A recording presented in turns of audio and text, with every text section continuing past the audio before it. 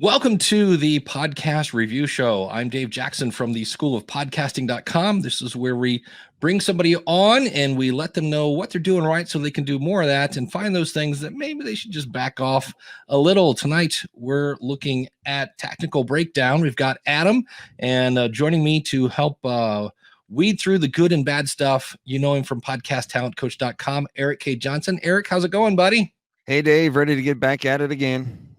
Adam, thanks for coming on the show. Hey guys, excited to be here. What inspired you to start your podcast? Yeah, great question. I've always been a teacher and instructor. Used to be martial artist, or still am a martial artist, but I always taught and I always trained. And I love teaching people things. And one of the things that all my friends always told me was I talk a lot, sometimes too much. So when I heard about podcasting and I started listening and getting into it. I just kind of slid right into it. It was a way for me to share information, talk to the people that I train with and work with, and get information out there that can be actionable for our men and women in law enforcement. And what's I guess we could say the goal? What's the goal of the podcast? How will you know when it's successful? Yeah, great question too. I know you hate when I say great question, but just the way it is.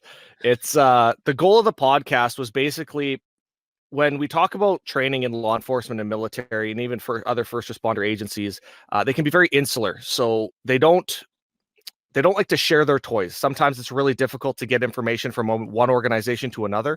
So the idea of the podcast was that I was going to bring on instructors and trainers and they could share their knowledge and information across North America and across the world. So if somebody's an instructor with LA SWAT and maybe they're doing something there that would be useful to maybe guys in Toronto Metro, that it was a way for them to get their information out without having to go through all the red tape. So that was the initial point of the podcast. And to be successful, I just wanted, if even one person found the information actionable, it kept one officer safer. It made it easier for one person to do their job. I would find it successful, and I've already received so much feedback from guys that are saying that they've already put stuff into practice. So I'd say I'm there as far as like emotionally that I feel like I've done what I wanted to do. Nice. I know it's not a comedy when we listen to the podcast. No. when I love one of my clips here is, I don't know if you've seen that video of there's a high risk stop was conducted on the highway and they get out and one of the officers gets shot, takes one in the arm. I just love the fact, he takes one in the arm. And I was like, oh, okay. All right. Well, you've got a great opening, a lot of energy. And instead of talking about it, let me just play it.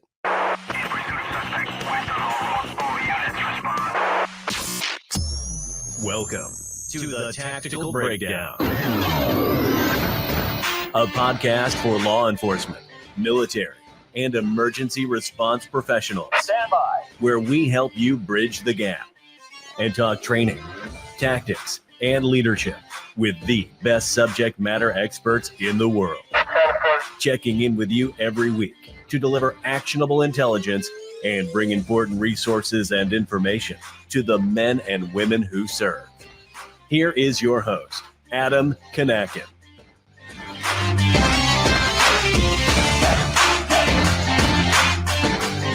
Hey everybody, welcome back to the Tactical Breakdown podcast. I'm your host, Adam Kanakin.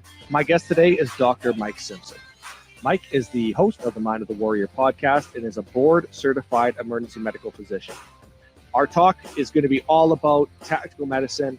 We're going to talk about TCCC, care under fire, tactical field care. We're going to talk about self-care, current training and equipment, things that guys are doing in the field right now, talking about IFACs, talking about kit. There's going to be so much stuff in this podcast. I'm so excited to get it to you. So let's jump right into it and get Doc on the line.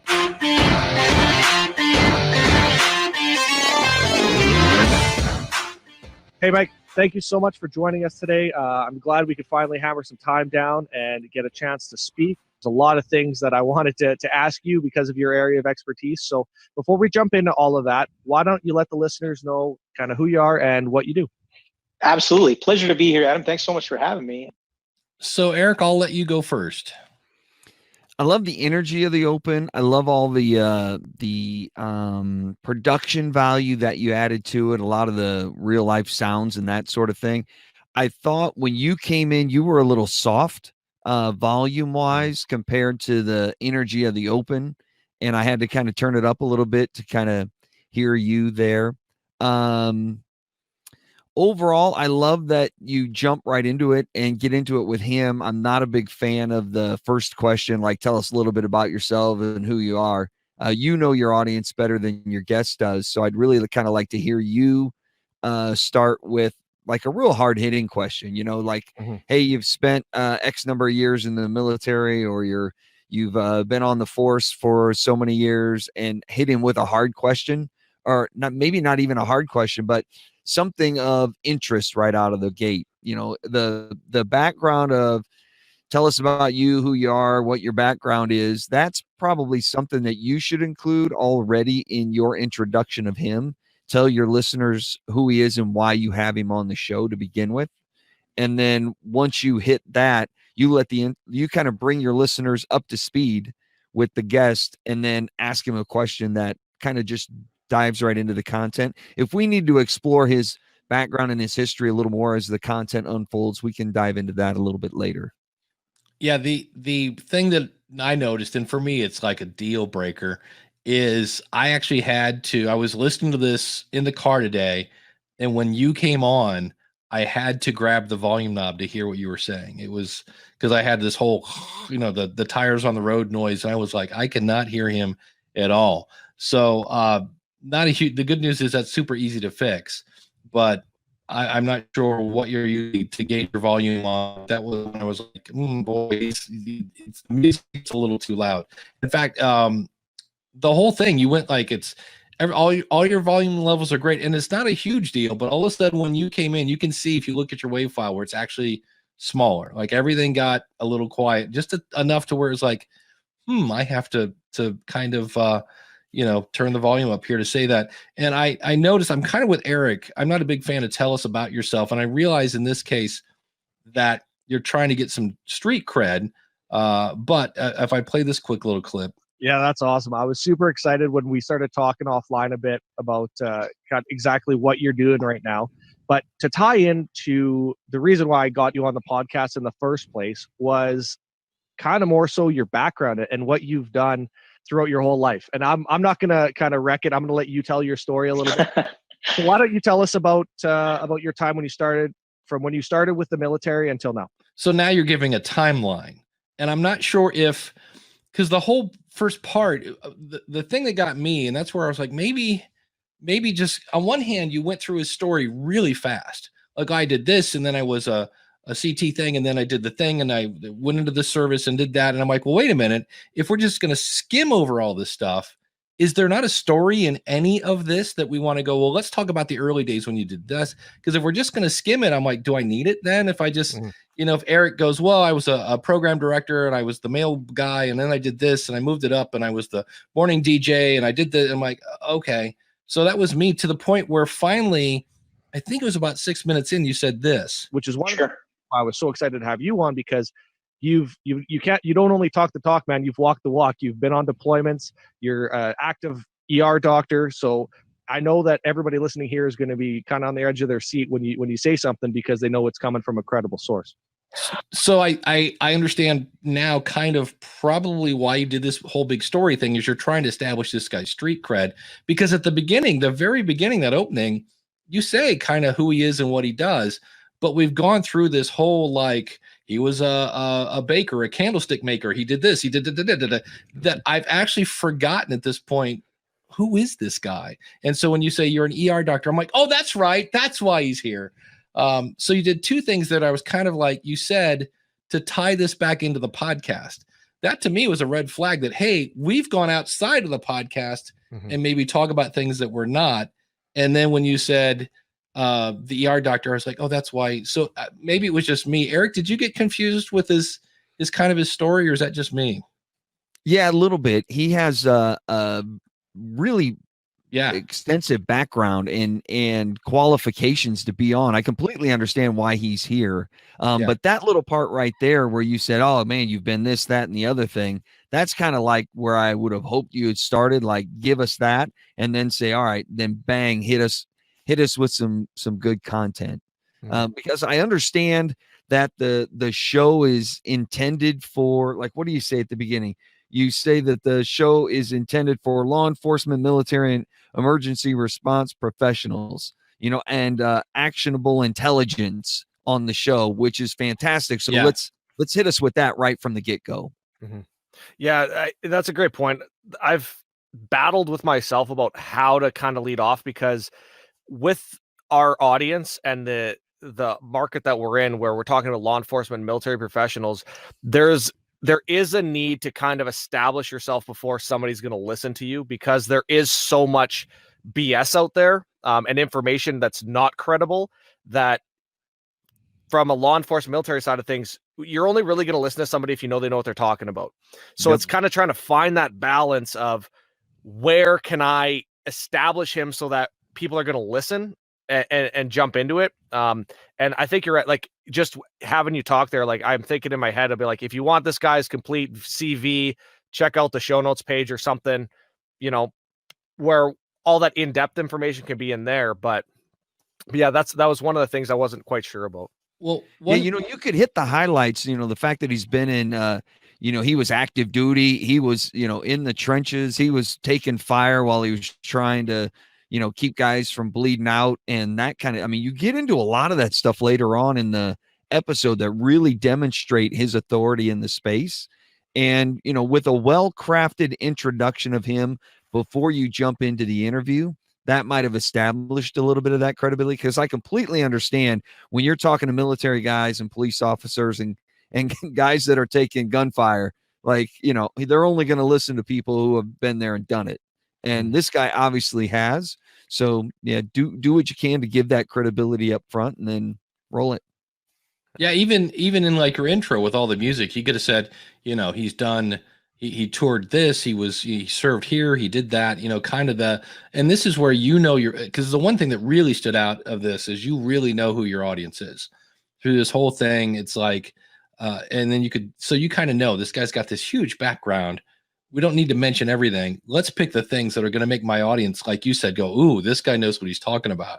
And that way we don't have to, all the other stuff we can get into later if we need to. But one of the things I really liked the intro. I'm with Eric. It was super clear on who the show is for. And if for some reason you were brain dead and you didn't get it, when you guys start talking like this, most of the cadre that were teaching it not only had been junior Charlies and then senior Charlies, most of them had gone on to be the 18 Fox on the team, the intelligence sergeant, and or some of which had even served tours as team sergeant. So these were guys who were well versed and had the broader picture. They not only knew the individual minutia tasks of exactly how you prep that cutting charge or prep that breaching charge. I think he said 18 Fox or something. Yeah. So here's the tough part too, is like, so I'm up here in Canada, and Mike's obviously U.S. Special Forces, and there's a huge difference between their designations for positions that we have or any other allied forces around the world, and so even some of those things I have to look up afterwards. And if you want an acronym, just talk to a military guy. We can make acronyms up for absolutely anything. Oh yeah. So that's there were quite a few of those in this episode. So. Yeah.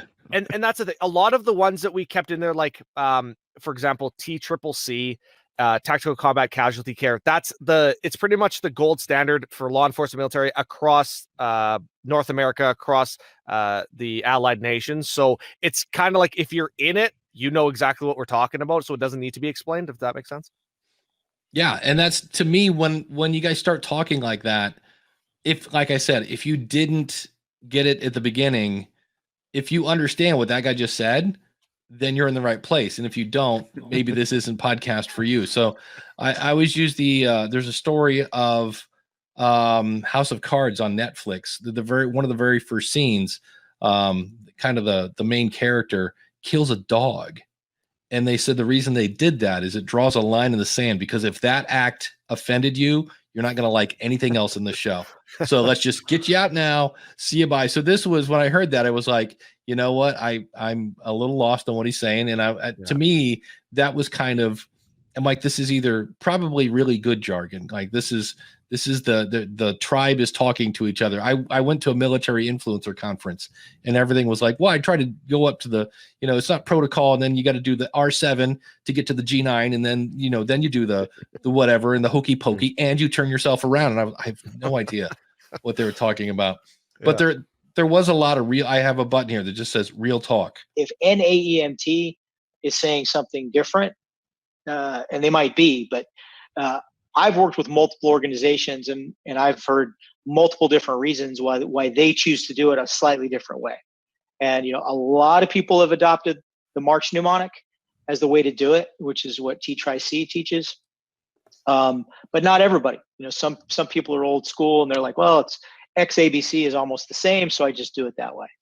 So I like that clip, because to me, even though I understand half of what he said, I understand that if I was in your shoes, probably a teacher or a doctor or whatever is going, yeah, preach, brother. Because we all, like he mentions there, like you might have different paramedics doing things differently.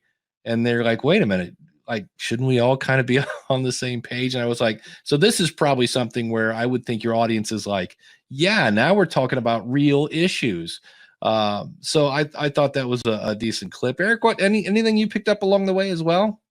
No, I got into the acronyms, and I'm like, man, this thing is full of acronyms. And I started going down that road too. Like, we need to explain a little bit more. And then I thought, wait a minute, because I went back to the very beginning when you explained exactly who the show is for.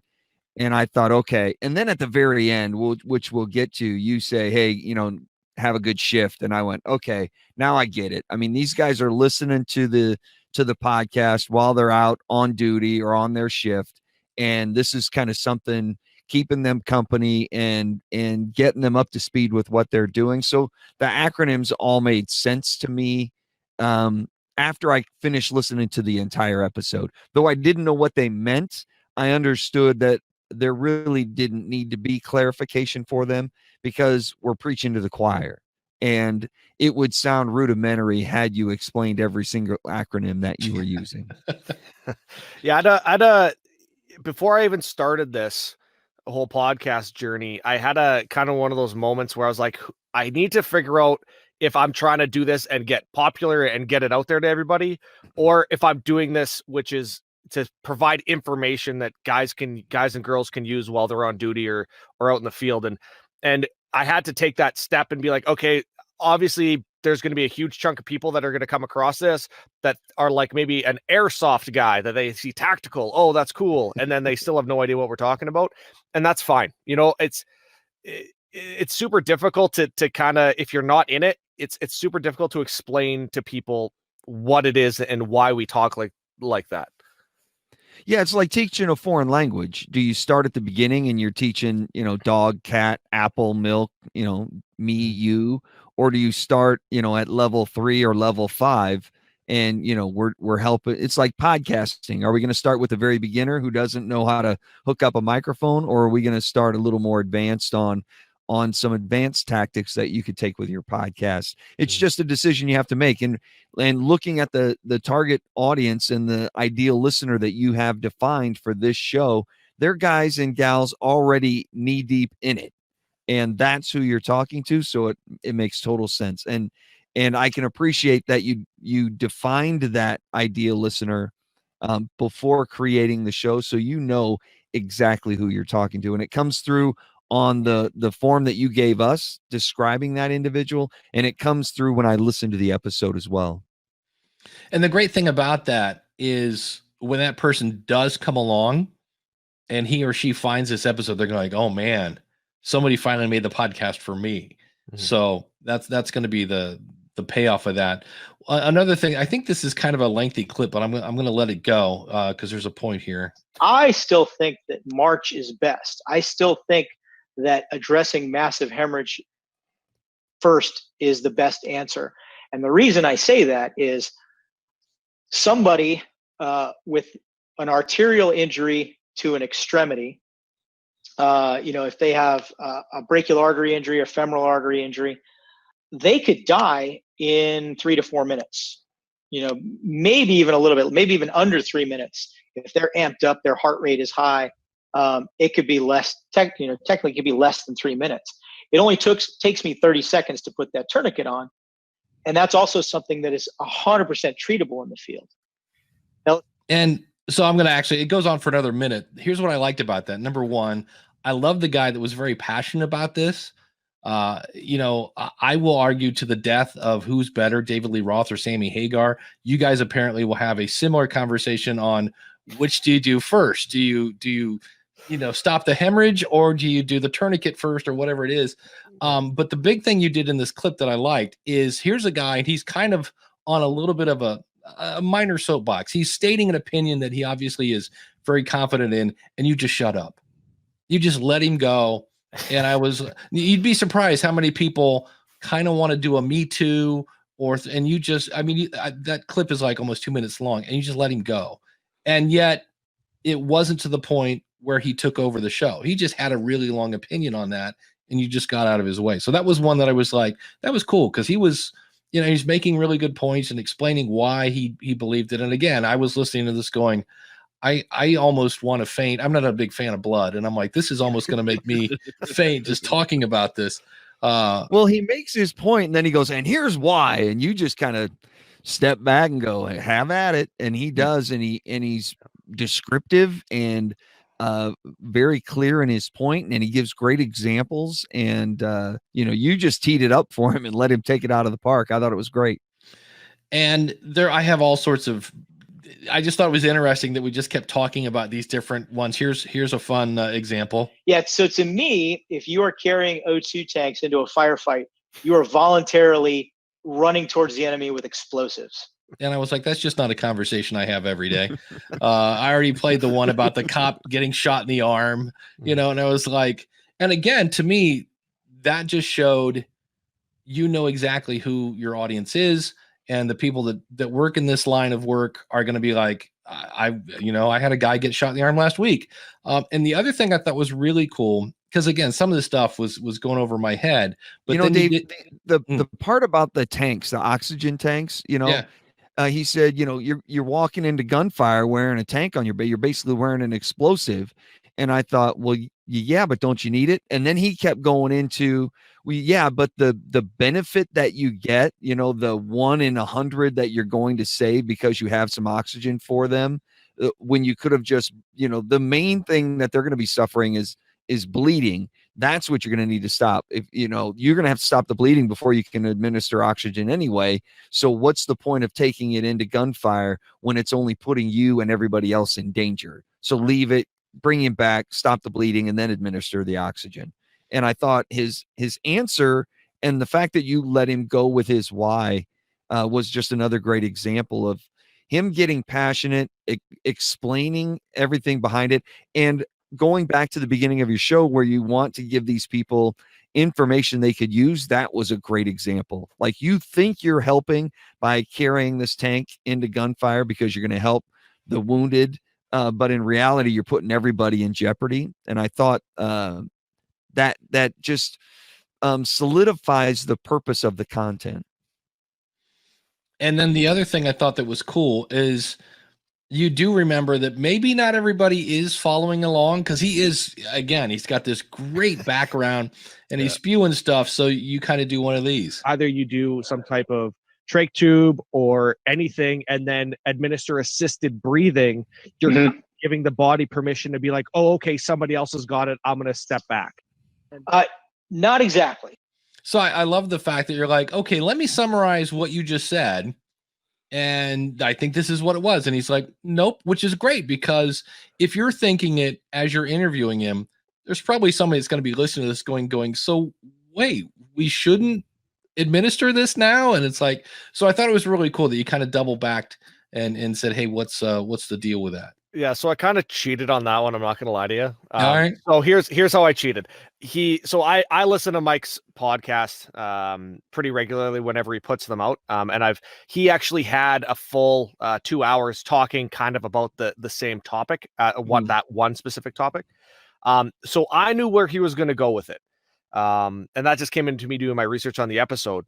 So when he started explaining it and he had gone through that first portion of the explanation, I was trying to take the point of the person listening, not knowing and not having the experience of listening to the 2 hours of him talk about it before. So I was like, from this perspective, it sounds like you're saying this, and hoping, and he did correct and kind of re-explain it and go a little different direction to kind of do the workaround so that you got the basic context behind the point. So That's genius, because most people would want to make the guest know that they knew what they were talking about. And so you would say, well, yeah, Adam, but don't most people think this over here? And they say, oh, exactly. That's what they think. Instead, you kind of, again, teed him up so he could take it out of the park without having to demonstrate, your in-depth knowledge of everything, or make reference back to his episode or anything like that. You just set him up and let him go again, and made him look great, which made you look great as well. It's interesting because, again, I was like, the whole purpose of this isn't for me. Like, I don't sell products. I'm not trying to establish myself as there's no way I can establish myself as an expert in all of these different topics with all these people that I talk to. So I sit there and I can honestly say, like, I don't know this stuff as well as you do. So why don't I ask him? He's the expert. Like, it doesn't make sense to try to pretend like I know what I'm talking about when I don't. Right. It's great. And that leads us to, I mean, again, we could play more fun-filled, like, hey, here's more things that we don't understand. Yeah, just listen to the episode. Yeah. But when we get to the end, and this is it goes a little something like this.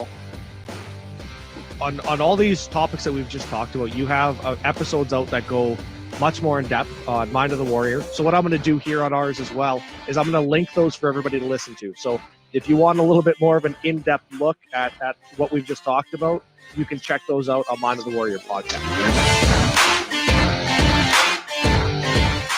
All right, everybody. Thank you so much for checking out the first half of my interview with Dr. Mike Simpson. To catch the second half, which will be coming out in the next day or two, make sure to hit subscribe on your favorite podcast player, and you'll be the first to get a chance to listen to it.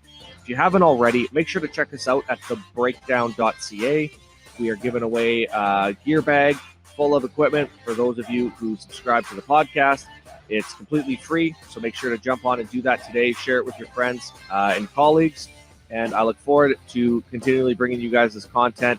I look forward to launching the second half of this interview with Doc. You guys are really going to enjoy it. And coming up on the podcast, we have amazing guests, people like Tony Blauer, Jay Dobbins, and so many more. So I hope you guys are enjoying the content. Have a great rest of your shift, and make sure to stay safe.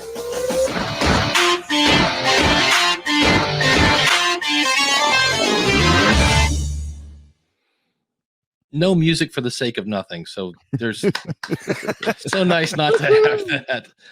Eric, what were your thoughts on the ending? On the ending itself, I thought you had a great call to action. Hey, if we're giving away the gear bag, head over to the website, get registered, and that sort of thing. And that was pretty much it. Send people to the website. So I love the real focused call to action. I love the tease. Hey, coming up in future episodes, we're going to talk to some more great guys like A, B, and C.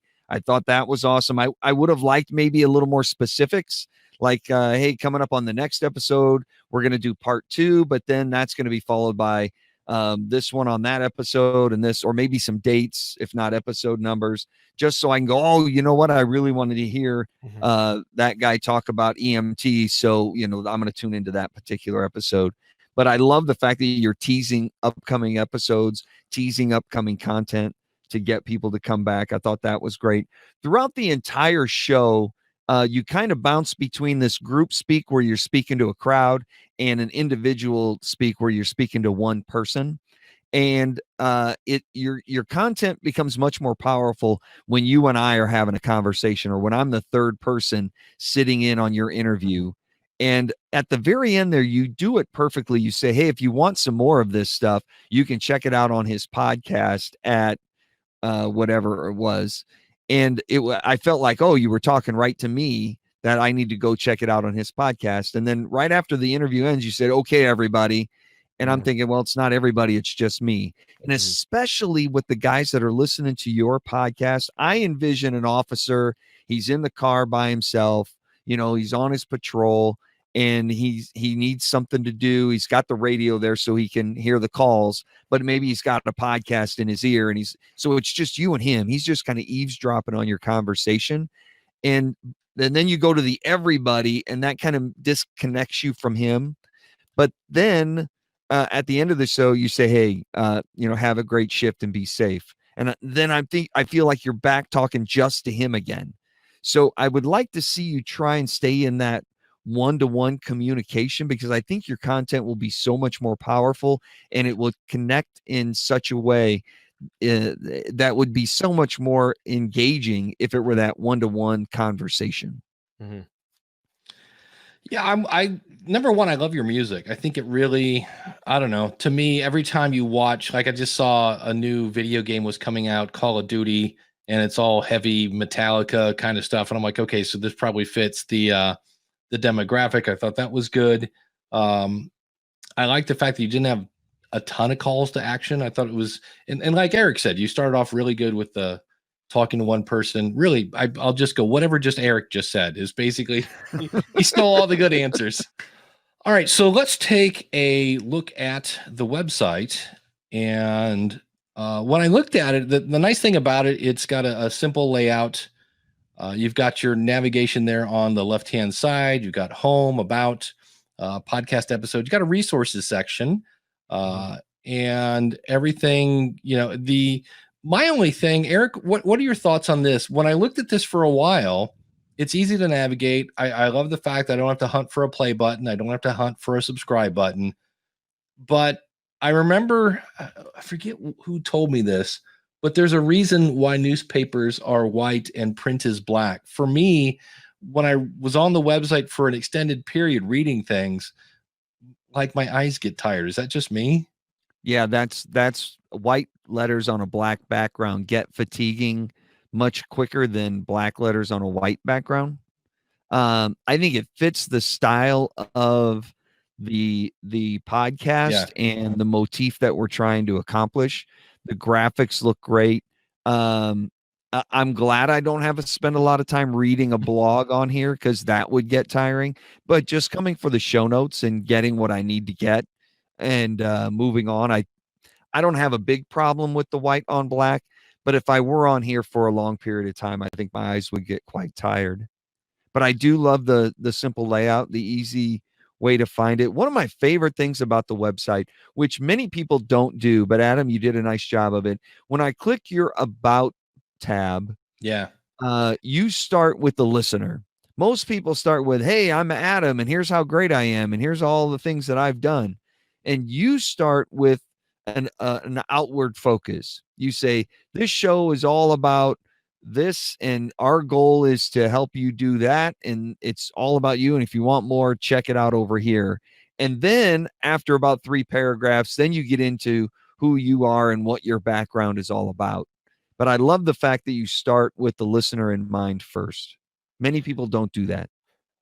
Yeah, like I said, my goal isn't to establish myself as the expert. It would be almost impossible, especially on the broad range of topics that we discuss.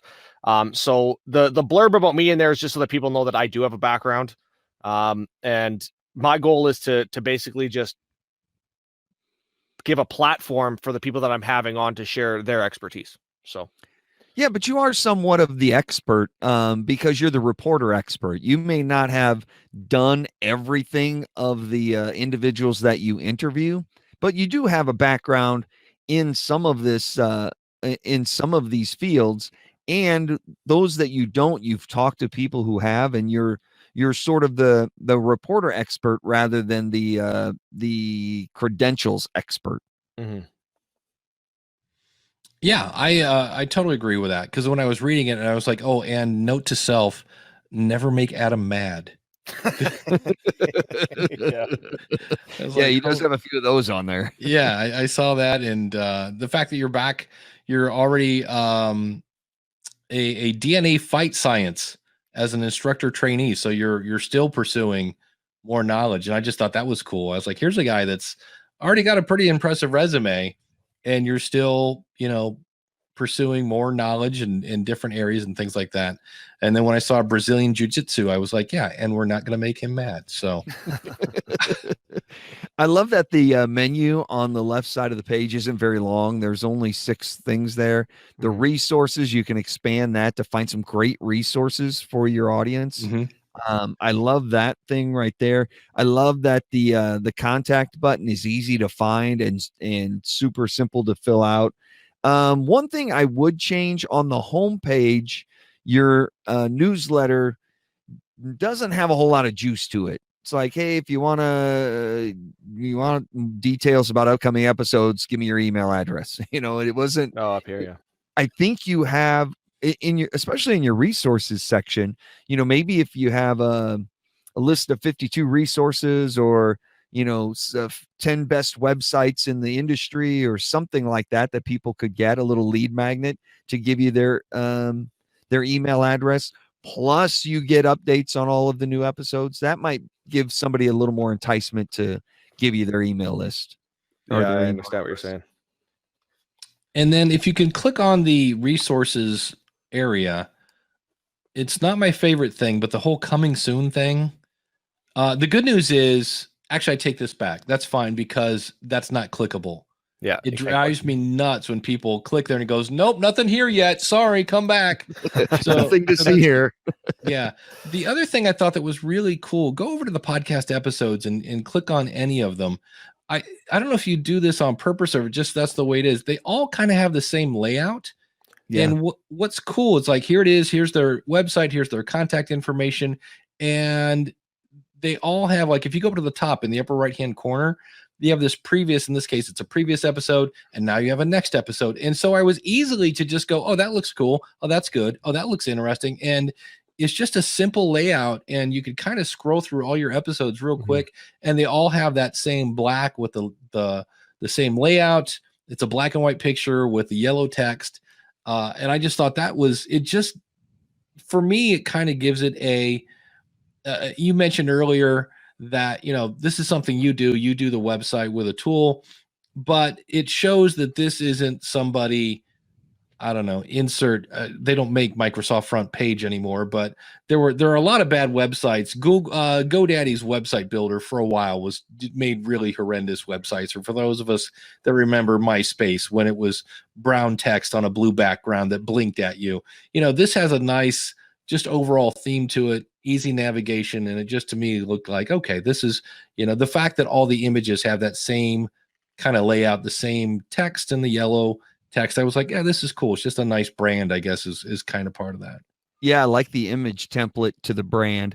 At first, when I was first on the page and I saw the player up top, which was great, and I scrolled down and I looked at all the show notes and I got to the bottom and I saw another player and it was the latest episode, I thought, well, that might be a little confusing.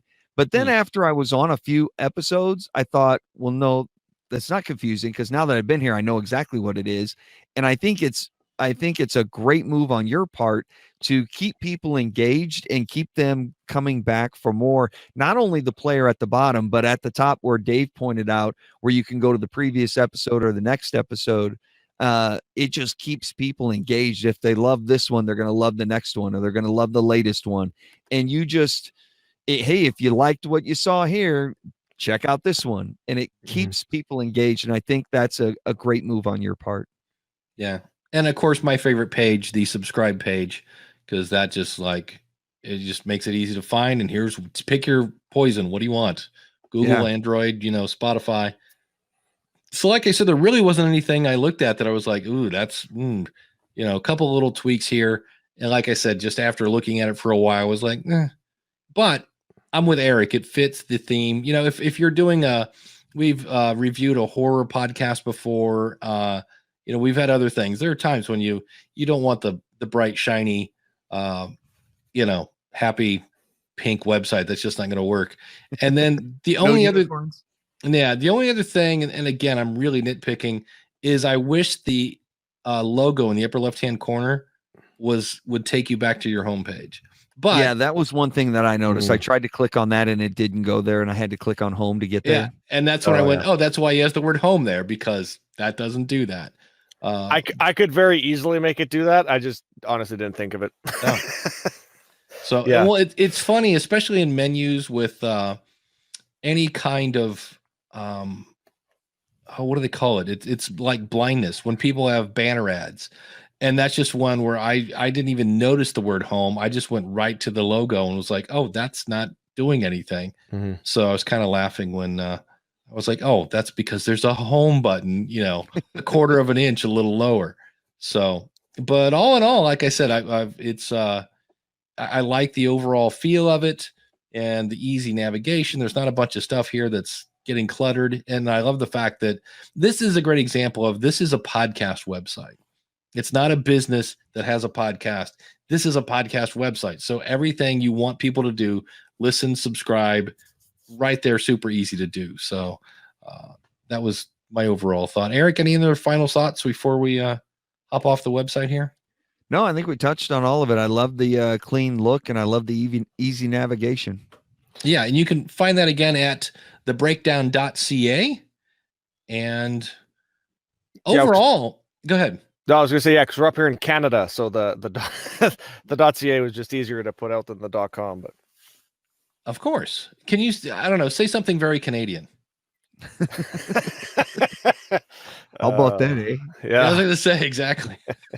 All right. Yeah. But overall, I'm when I think about this show, it's a great example for me. Almost up there. I don't know if you're up there with like Chameleon Breeder, but this is a niche show. Like the people that tune into the show that are gonna love it are gonna be people in your field. And I think if you're not in your field, there's gonna be like me, like, wow, these guys, that sounds interesting. That they're just saying that guy got shot in the arm and I need to compress the chest and tourniquets and all the other fun-filled things. I was like, I'm so glad I'm not doing that job. I have a whole new respect for the people that do, because that was the other thing that I think was kind of a side product, is just listening to this going, I'm just like, yeah, that's why I'm a teacher and a podcaster. I'm like, that's my thing. So, but Eric, what are your kind of final thoughts here as we wrap things up?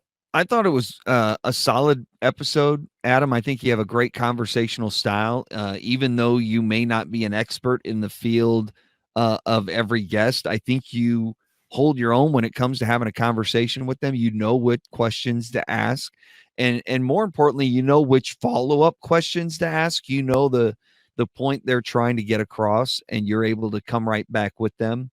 One question I have for you: when we go through all the acronyms, because the show is meant for a couple different disciplines, whether that's military or police or EMT,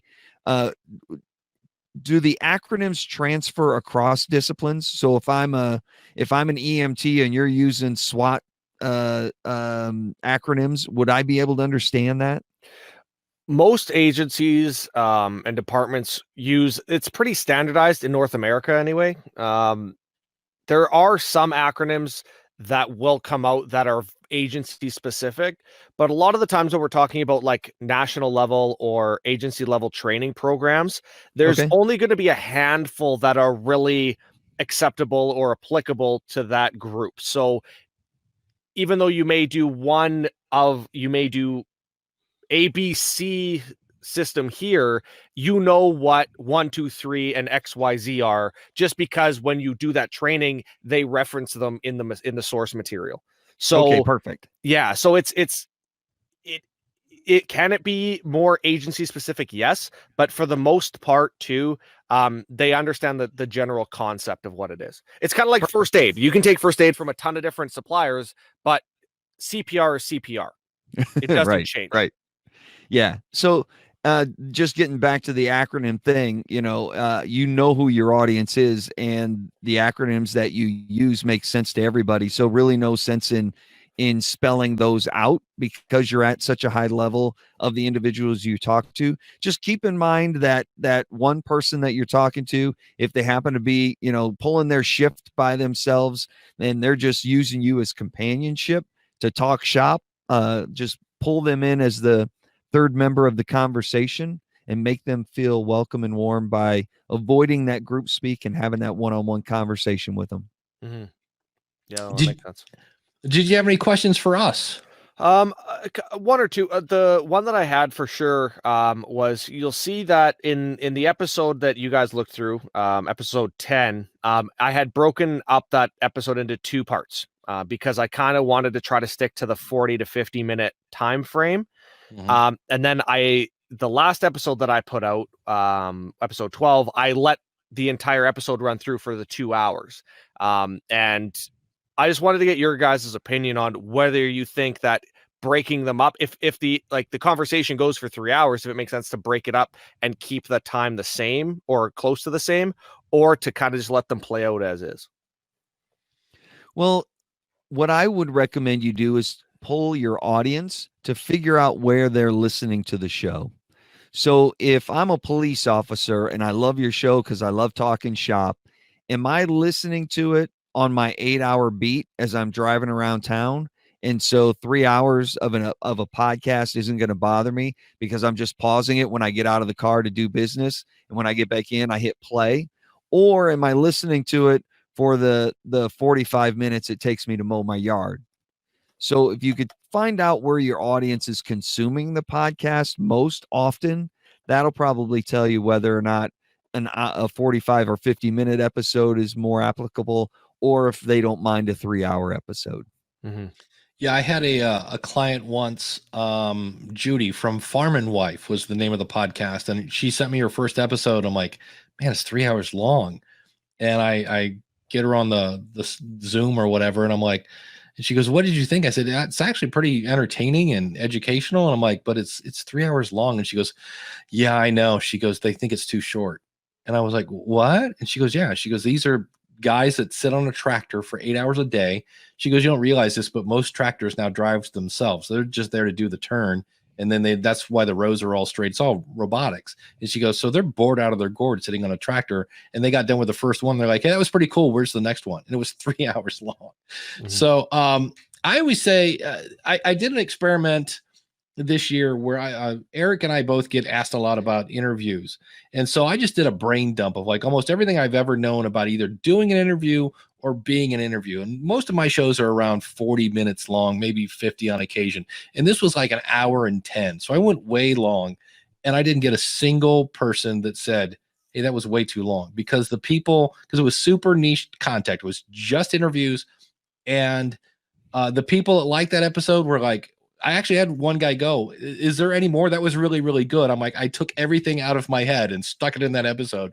You're not going to get any more. So, I love Eric's suggestion. Find out who your audience is. I always love the person that like makes the half-hour long busy mom show. And I'm like, busy moms don't have a half hour for a podcast.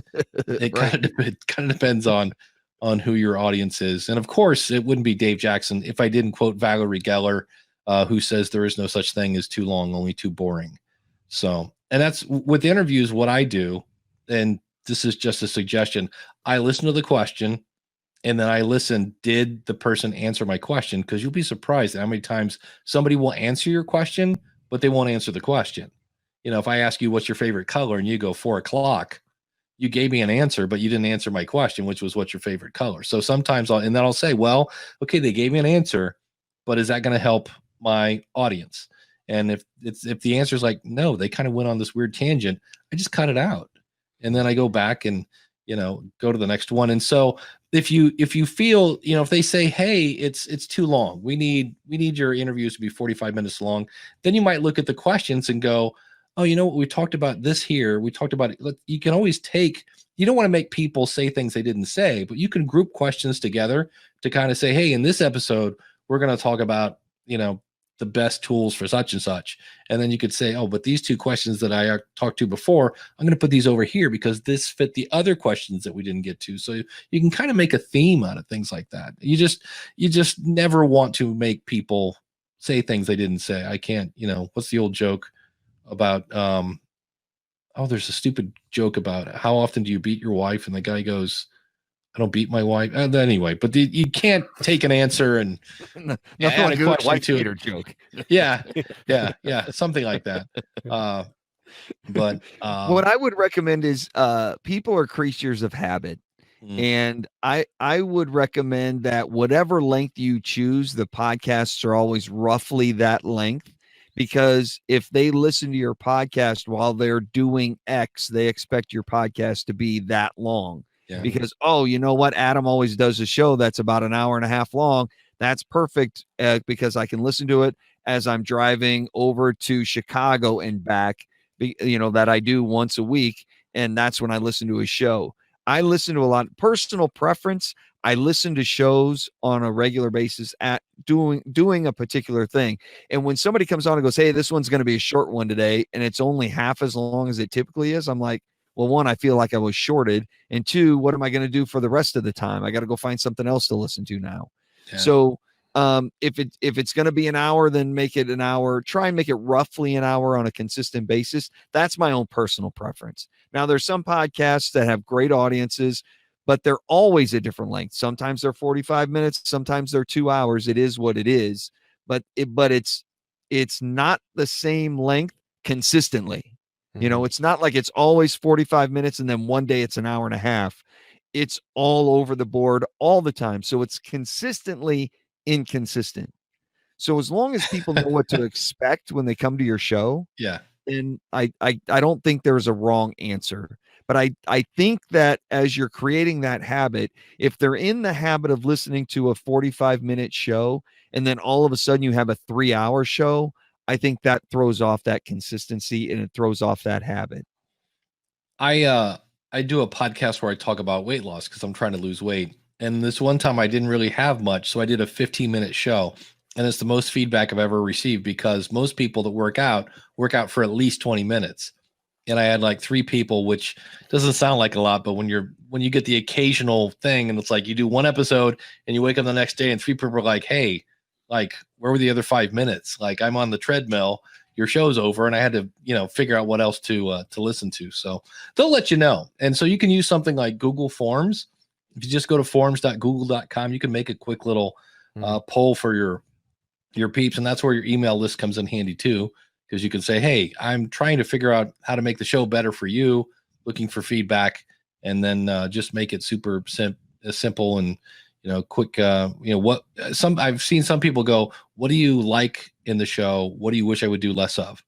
And then what would be the perfect length for the show? And then that's it. That's a super easy poll to kind of figure out if I'm doing things right. And then I know Michael Hyatt is famous for having these polls that take like 5 to 10 minutes long. And that is, I would not recommend that. Not if you want people to go through the whole thing. So any other questions for us?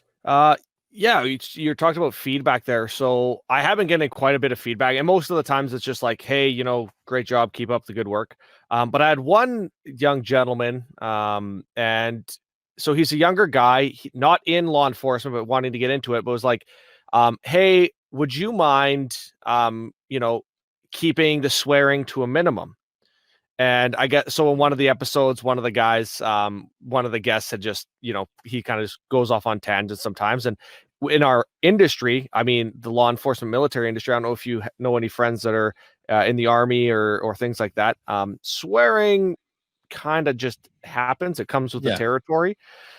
So knowing that, when I responded to him via email, I said, hey, I try not to censor my guests, or for that matter, myself, when we're in the middle of a conversation about something, because we could be talking about, say, for example, dealing with a subject, and this is what they said verbatim to me. Right.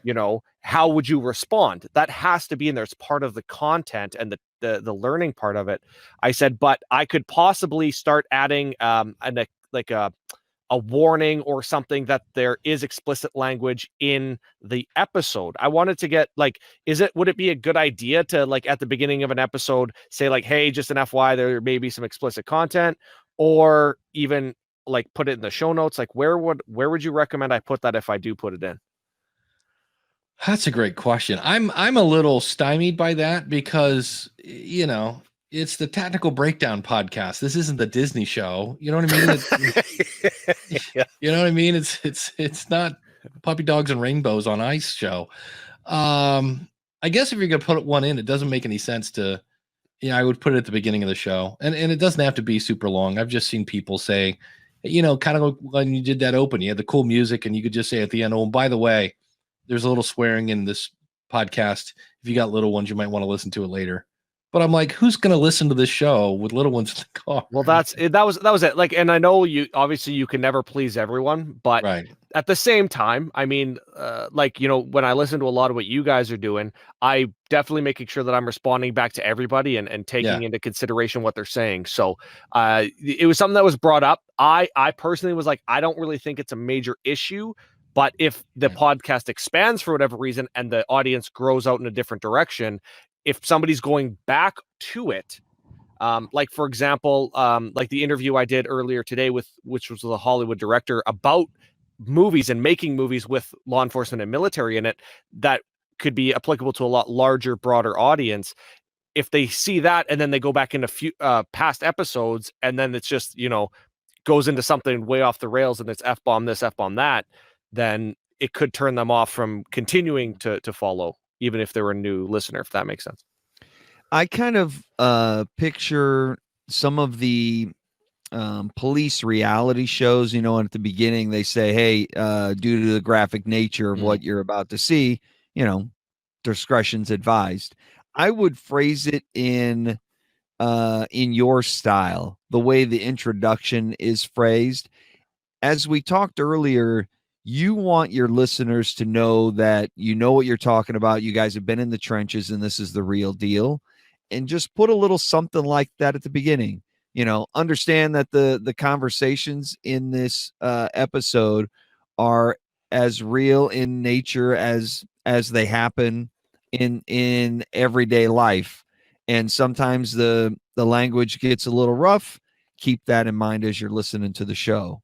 Yeah. It doesn't have to be a parental warning, but just kind of a heads up. We keep it real here. And, if you're easily offended, this might not be for you, because the guys who it is for will go, hell yeah, that's for me. Turn it up, Yep. So if you phrase it in your style, in the way the intro is phrased, and just kind of tuck it in there where it's like, you might hear some words. So just be prepared. I think everybody will get it. Mm-hmm. Yeah, that's great advice. I especially love the do it in your own style. For a while, Ice-T had a podcast, and he would start off and he said, hey, if words like, and then he just dropped them all, offend you, then tune the blank out. It was just hilarious, because it was just like, yep, that's Ice-T. And then the other thing you want to do, obviously, is you want to make sure to mark your show explicit. And that's where some people get a little nervous, because, and I'm going to butcher a bunch of country names: Bahrain, Belarus, Brunei, Jerusalem, sure, Burkina Faso, Chad, Egypt, India, Jordan, Lebanon, Nepal, Oman, Qatar, Saudi Arabia, Tunisia, United Arab Emirates, Uzbekistan, and Yemen will no longer play your podcast. So you're going to lose all those Yemen people. I know. Yeah, doggone it. But I'm sure Tactical Breakdown's big in the Middle East. Yeah, it's huge. Yeah. They can't get enough of it. Yeah. Anything else we can help you with? Geez, guys, I'm not sure. I'm sure I did have one question about the website here. So I was, if I go back to the first episodes, I was actually transcribing the episodes and putting the transcripts in. Do you think that that's a good idea, or is it kind of like for bang for your buck versus time, not overly effective?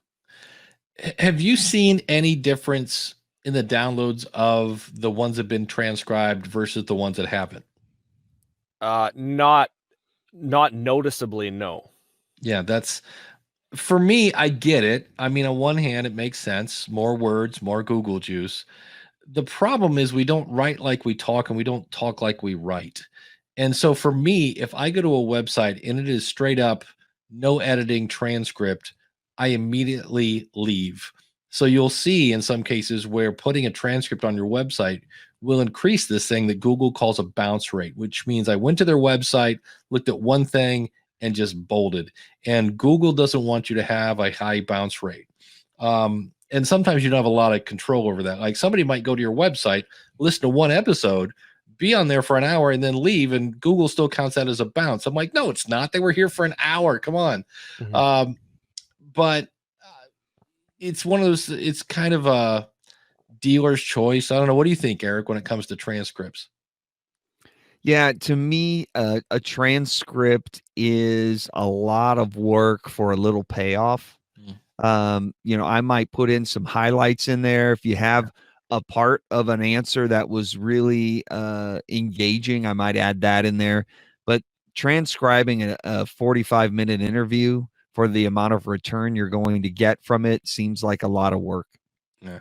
And you can do things like if you wanted to, you could offer it as a download for people. So, because I mean, there are always those people like, well, wait a minute, what about the deaf community? They can't hear the podcast. They would love a transcript. So, if that's something that is motivating you, you can always provide it.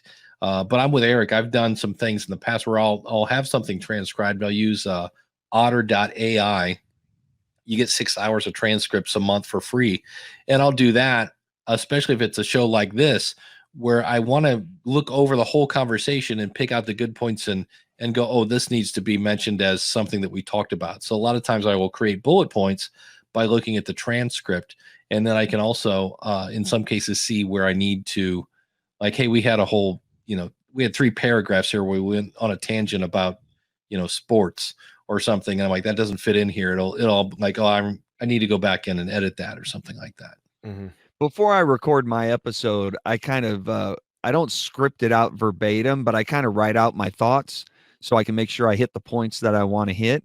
Then I record it and I ad lib a lot in the middle of it, and I expand on some things here and there, and I add some stories to it.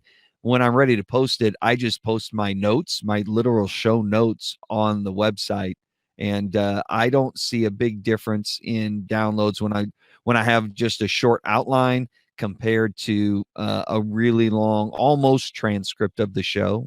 But my Google juice is good. I mean, if you Google podcast coach, Dave and I are right there. So I can't say for sure that a transcript will help what you do, but more words and more outline will definitely help people find what you're doing. Yeah, Eric does the same thing I do. I would come up with like 4 or 5 bullet points, and I would just riff off those 4 bullet points. And then after I recorded it, everything's done, and I'm uploading the MP3 file, and I'm listening again to expand on those bullet points.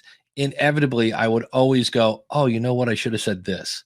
And so I now do kind of what Eric does. I basically type up a blog post to help me flush out what it is I really am trying to say in this, and then I'll take those.